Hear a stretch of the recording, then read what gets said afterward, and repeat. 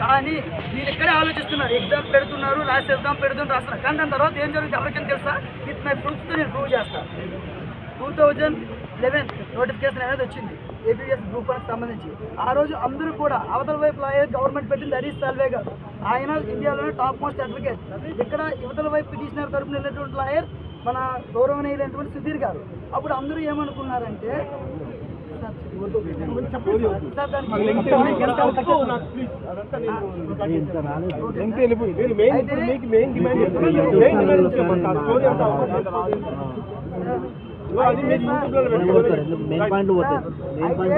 సరే జ్యుడిషియరీ పరిధిలో ఉన్నప్పుడు నోటిఫికేషన్ అనేది ఎప్పుడైనా ప్రాబ్లమే.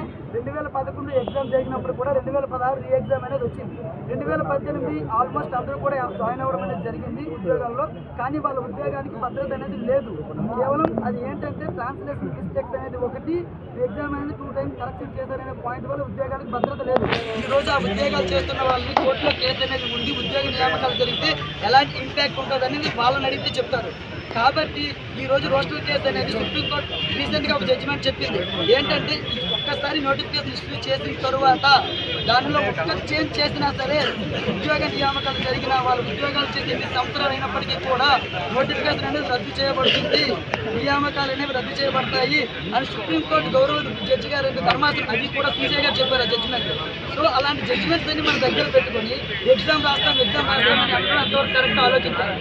యాక్చువల్గా చెప్పాలంటే ఎగ్జామ్ జరిగితే ఎవరికి నష్టం, జరగకపోతే ఎవరికి నష్టం, జరిగినా మనకే నష్టం, జరగకపోయినా మనకే నష్టం అని ఆలోచిస్తున్నారు తప్ప యాక్చువల్గా ఇక్కడ ఫైట్ చేయాల్సింది ఎవరి కోసం తెలుసు, మన కోసం మనం ఫైట్ చేయాలి.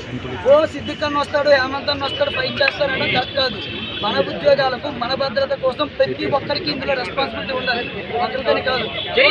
కూడా ఫస్ట్ జ్యుడిషియరీ పరిధిలో ఉన్నది క్లియర్ చేసుకుని ఎగ్జామ్ పెట్టి ముందుకు వెళ్ళడం అనేది కరెక్ట్.